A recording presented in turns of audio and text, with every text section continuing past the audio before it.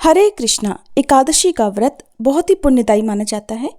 अगर पारण सही विधि से ना किया जाए तो चाहे एकादशी का व्रत कितने ही नियमों के साथ क्यों ना रखा गया हो, कितने ही पूजा पाठ क्यों ना की गई हो, कितने ही मंत्रों का जाप क्यों ना किया गया हो या कितने ही नियमों का पालन क्यों ना किया गया हो, उस व्रत का पूरा फल प्राप्त नहीं होता है। इसलिए पारण की सही विधि के बारे में और पारण किस समय किया जाता है इसके बारे में सभी भक्तों को पता होना चाहिए। और आज की इस वीडियो में आप जानने वाले हैं माघ मास के शुक्ल पक्ष की जया एकादशी व्रत के पारण मुहूर्त और पारण विधि के बारे में। जिस तरह से एकादशी का व्रत रखकर व्रत की कथा पढ़ी या सुनी जाती है, उसी प्रकार व्रत खोलने से पहले भी आपको पारण की कथा अवश्य सुननी चाहिए। तो कथा भी आप हमारे चैनल पर सुनेंगे। उससे पहले आप सभी से अनुरोध है, हमारे चैनल पर अपलोड होने वाली सभी व्रत और त्योहारों की वीडियोस भी आप जरूर देखा करें, जिनमें मुहूर्त के साथ ही पूजा विधि और कथाओं की जानकारी दी जाती है। चैनल को सब्सक्राइब नहीं किया हो तो जरूर कर लीजिएगा। एकादशी का व्रत करने के लिए दशमी तिथि के दिन से ही नियमों का पालन करना होता है, जो कि द्वादशी तिथि तक करना होता है। तो दशमी तिथि से लेकर द्वादशी तिथि तक व्रत के नियमों का पालन अगर व्रती नहीं करते हैं तो उससे उन्हें व्रत का पूरा पुण्य लाभ नहीं मिलता। ऐसे में आपको पहले ये जानना चाहिए कि व्रत पारण करते हुए क्या गलतियां नहीं करनी चाहिए। एकादशी के दिन नियम और संयम के साथ व्रत रखकर भगवान विष्णु की पूजा करने के बाद अगले दिन द्वादशी तिथि पर पारण में कुछ खास चीज़ों का ही सेवन करना चाहिए। तो आपको कौन सी ऐसी वस्तुएं हैं जिनसे भगवान को भोग लगाकर खुद भी पारण करना चाहिए। सबसे पहला, भगवान श्री विष्णु को तुलसी बहुत प्रिय है और उनकी पूजा में अगर तुलसी ना हो तो वह पूजा या अपना भोग ग्रहण नहीं करते हैं। इसलिए भगवान विष्णु के किसी भी व्रत में तुलसी का प्रयोग जरूर करें और एकादशी व्रत के पारण के लिए भी आप तुलसी के पत्ते को अपने मुख में डालकर पारण कर सकते हैं। दूसरा, आंवला। आंवले के पेड़ पर भगवान श्री विष्णु का वास माना जाता है, इसलिए आंवले का भी विशेष महत्व होता है। हर एकादशी व्रत में आप व्रत का पारण आंवला खाकर भी कर सकते हैं, जिससे सुहागिन महिलाओं को अखंड सौभाग्य, आरोग्यता और संतान सुख की प्राप्ति भक्तों को होती है। तीसरा, चावल। एकादशी व्रत के पारण पर चावल जरूर खाना चाहिए। एकादशी व्रत के दिन चावल खाना मना होता है, लेकिन द्वादशी तिथि के दिन चावल खाना उत्तम माना जाता है।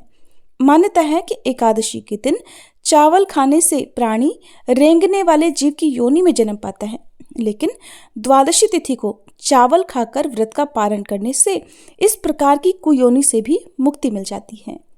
जिन लोगों का द्वादशी तिथि को भी कोई और उपवास हो, जैसे कि अक्सर द्वादशी तिथि के दिन ही प्रदोष व्रत भी पड़ जाता है, त्रयोदशी और द्वादशी तिथि एक ही दिन होती है, या कोई भी अन्य व्रत हो, तो उस समय आपको चावल का सेवन नहीं करना चाहिए। ऐसी स्थिति में आप किसी भी प्रकार के अन्न का सेवन सुबह के समय ना करें, किसी भी प्रकार के नमक का सेवन ना करें। आप केवल तुलसी के पत्ते, जल और आंवले के साथ भी व्रत का पारण कर सकते हैं। अगला है गाय का घी। व्रत पारण में आप जो भी भोजन पकाते हैं उसमें भी घी का ही प्रयोग करना चाहिए।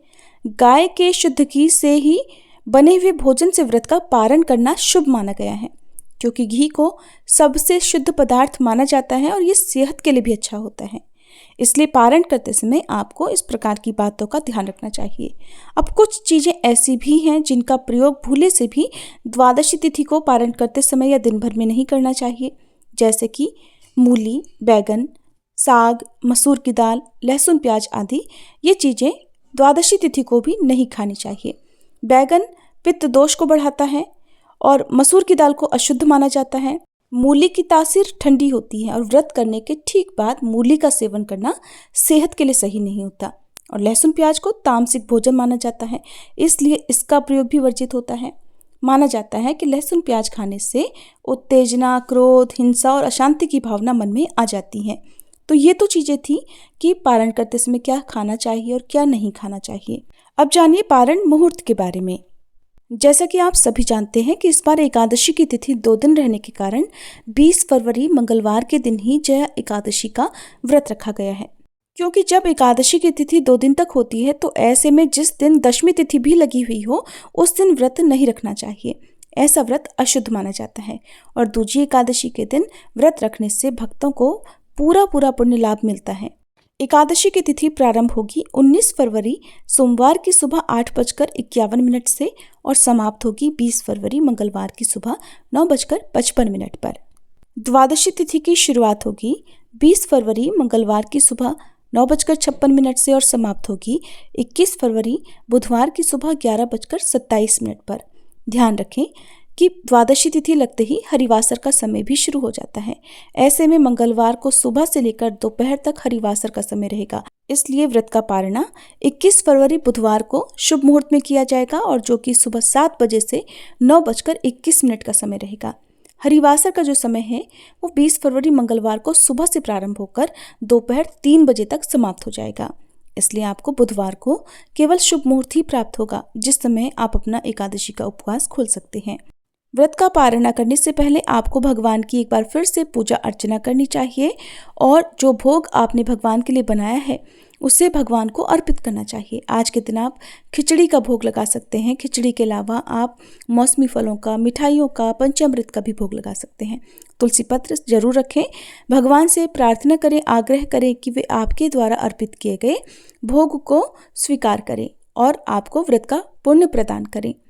कपूर जलाकर आरती करें और पूजा पाठ में या भोग लगाने में हुई गलतियों के लिए क्षमा याचना जरूर करें।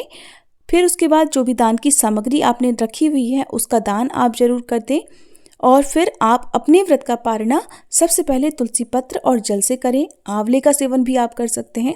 इसके बाद अगर आपका कोई दूसरा उपवास ना हो तो आप सुबह के समय भोजन कर सकते हैं, लेकिन पहले आपको प्रसाद रूप में तुलसी पत्र और जल को ही मुख में डालना चाहिए। उसके कुछ देर बाद आप भोजन कर सकते हैं। क्योंकि इस बार बुधवार को द्वादशी तिथि और त्रयोदशी तिथि एक साथ ही है, ऐसे में बहुत सारे लोग जो एकादशी का भी व्रत रखते हैं वो हो सकता है कि प्रदोष व्रत भी रखते हों। तो ऐसे में आप सुबह को व्रत का पारणा पहले करें और उस समय किसी भी प्रकार का अन्न या नमक ना खाएं। केवल तुलसी पत्ते और जल से ही आप अपने व्रत का पारणा कर लें। फिर आप दूसरे व्रत की पूजा करें और दूसरे व्रत के नियमों का पालन करते हुए दिन भर आप भरपूर मात्रा में जल का, फल का या फलों के जूस का सेवन कर सकते हैं। और शाम के समय जिस प्रकार का भी आप फलाहार करते हो वो आप कर सकते हैं। व्रत पालन करने से पहले एक बात का जरूर ध्यान रखें कि तुलसी जी की पूजा भी जरूर करें। तुलसी जी में जल अर्पित करके आप तुलसी माता को भी भोग लगाएं।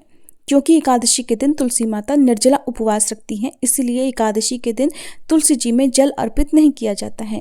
तो जो भक्त एकादशी का व्रत रखने के साथ ही सच्चे मन से तुलसी जी की पूजा और सेवा करते हैं उन पर भगवान विष्णु अपनी विशेष कृपा रखते हैं। अब सुनिए व्रत पारणा की कथा।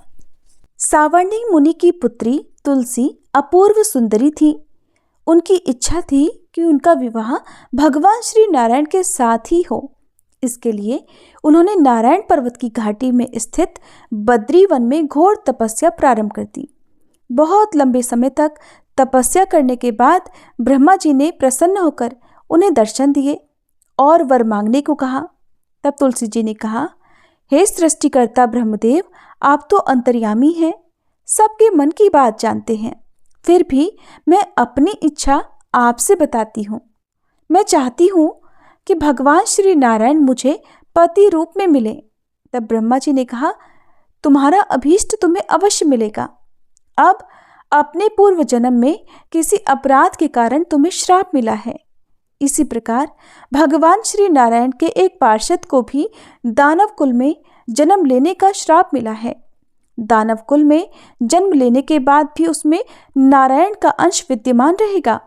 इसलिए इस जन्म में पूर्व जन्म के पाप के शमन के लिए संपूर्ण नारायण तो तुम्हें नहीं मिलेंगे, लेकिन नारायण के अंश से युक्त दानव कुल में जन्मे उस शापग्रस्त पार्षद से तुम्हारा विवाह होगा। शाप मुक्त होने पर भगवान श्री नारायण सदा सर्वदा के लिए तुम्हें पति रूप में प्राप्त हो जाएंगे। तुलसी देवी ने ब्रह्मा जी के इस वर को स्वीकार कर लिया, क्योंकि मानव कुल में जन्म लेने के कारण उस मायावी भोग को तो भोगना ही था। तुलसी देवी अब बद्री वन में ही रहने लगी। नारायण भगवान का वह पार्षद दानव कुल में जलंधर के नाम से पैदा हुआ था। कुछ दिनों के बाद वह घूमता हुआ बद्री वन में आया। यहाँ तुलसी जी को देखते ही वह उन पर मुग्ध हो गया और तुलसी के सामने उसने अपने विवाह का प्रस्ताव रख दिया। इतने में ही वहां पर श्री ब्रह्मा जी आ गए। फिर उन्होंने तुलसी जी से कहा, तुलसी, जलंधर को देखो, कैसा देवोपम उसका स्वरूप है। दानव कुल में जन्म लेने के बाद भी लगता है जैसे इसके शरीर में नारायण का ही वास हो। तुम इसके प्रस्ताव को सहर्ष स्वीकार कर लो। ब्रह्मा जी के ये वचन सुनकर तुलसी को भी लगा कि उनकी तपस्या पूर्ण हो गई और उन्हें इच्छित फल मिल गया है। इस प्रकार जलंधर के साथ उनका गंधर्व विवाह हो गया और वह जलंधर के साथ उसके महल में पत्नी बनकर आ गई। जलंधर ने अपनी परम सुंदरी सती साध्वी पत्नी तुलसी के साथ बहुत दिनों तक राज्य किया। उसने अपने राज्य का इतना विस्तार कर लिया कि देवलोक तक उसके अधिकार में आ गया। स्वर्ग का सुख भोगने वाले देवताओं की दशा अब भिखारियों जैसी हो गई। जलंधर किसी को कष्ट नहीं देता था, पर अधिकार और राज्य छिन जाने से सारे देवता मिलकर श्री ब्रह्मा, विष्णु और महेश की सभा में गए और अपनी विपदा सुनाई। ब्रह्मा जी ने कहा, तुलसी परम साध्वी है, उसका विवाह जलंधर से मैंने ही कराया था और जलंधर को तब तक नहीं हराया या मारा जा सकता जब तक तुलसी को ना छला जाए। तब श्री विष्णु ने कहा कि जलंधर पूर्व जन्म में मेरा पार्षद था। श्राप के कारण उसे दैत्य कुल में जन्म लेना पड़ा और इस जन्म में भी मेरा अंश उसमें व्याप्त है। साथ ही तुलसी के पतिव्रत धर्म से वह अजय भी है। फिर देवताओं की सहमति से भगवान शिव ने जलंधर के पास संदेश भिजवाया कि या तो वह देवताओं को राज्य लौटा दे या फिर उनसे युद्ध करे। जलंधर भगवान शंकर के पास पहुंचा और उसने कहा, देवाधिदेव, आपके लिए देवताओं का पक्ष लेना उचित नहीं है। राज्य बढ़ाना तो हर राजा का परम कर्तव्य होता है। मैं तो किसी को दुखी नहीं कर रहा हूँ, इसलिए आप देवताओं से कहिए कि वे मेरी प्रजा बनकर रहें। मैंने आपका कोई भी अपमान नहीं किया है। हमारा और आपका युद्ध शोभा नहीं देता है। अगर आप हार गए तब तो बड़ी लज्जा की बात होगी, और मैं हार गया तो हे महादेव, आपकी कीर्ति बहुत अधिक नहीं बढ़ेगी। जलंधर की बात सुनकर भगवान शंकर हंसने लगे, क्योंकि वे तो सारा रहस्य जानते थे। तुलसी और जलंधर के पूर्व जन्म के श्राप की अवधि अब लगभग पूरी हो चुकी थी। तब भगवान शंकर बोले, जलंधर, इसमें कीर्ति या लज्जा की तो कोई बात ही नहीं है। तुम देवों को राज्य लौटाकर उन्हें उनके पद पर प्रतिष्ठित होने दो और युद्ध से बचने का यही एकमात्र उपाय होगा। जलंधर ने कहा, भगवान, मैंने युद्ध के बल से देवलोक जीता है। कोई उसे अब युद्ध के द्वारा ही वापस ले सकता है और यही मेरा अंतिम उत्तर है। अब मैं जा रहा हूं। ऐसा कहकर जलंधर वहां से चला गया। महल में आकर उसने अपनी पत्नी तुलसी को सारी बातें बताई और कहा कि कर्म भोग सब काल सूत्र में बंधा हुआ है। जीवन में हर्ष, शोक, भय, सुख, दुख, मंगल, अमंगल काल के ही अधीन है। हम तो केवल निमित्त मात्र हैं। संभव है भगवान शिव देवों का पक्ष लेकर मुझसे युद्ध करें, लेकिन तुम चिंता मत करना। देवी, तुम्हारा सतीत्व तेज मेरी रक्षा करेगा। दूसरे दिन भगवान शंकर के नेतृत्व में देवताओं ने युद्ध छेड़ दिया। जलंधर ने भीषण बाणों की वर्षा आरंभ करके उनका वेग रोका। उसके प्रहार से देवता डगमगाने लगे। उसने दानवी शक्ति का प्रयोग कर मायावी युद्ध दिखाना आरंभ कर दिया।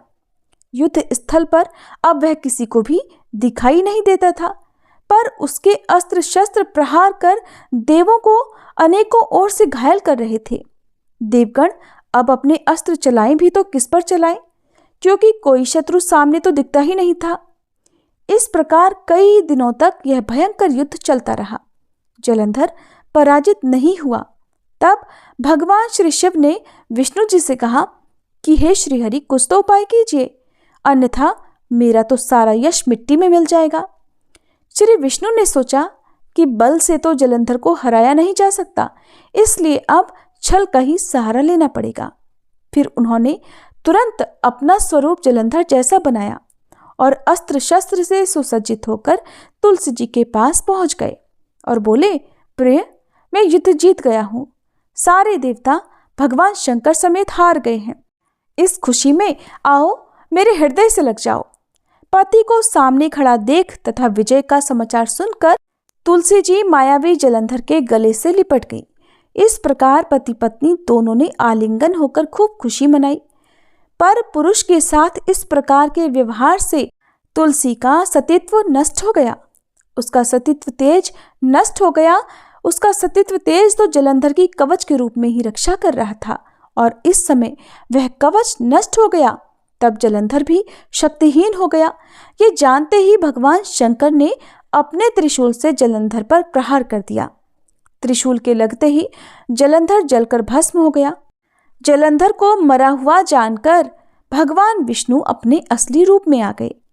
अपने सामने पति जलंधर के स्थान पर भगवान विष्णु को खड़ा देखकर तुलसी जी बहुत आश्चर्यचकित हो गई और उन्हें पता लग गया कि स्वयं नारायण ने उनके साथ छल किया है।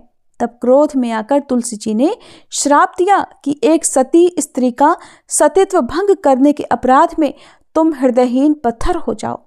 श्री विष्णु ने तुलसी जी के श्राप को शिरोधार्य करके कहा, देवी, तुम्हारे और जलंधर के कल्याण के लिए ही मुझे ऐसा करना पड़ा। अब तुम दोनों श्राप मुक्त हो चुके हो। तुम भी अब अपना शरीर त्याग कर तुलसी बिरवा के रूप में जन्म लोगी और मेरी पूजा तुलसी दल से होगी।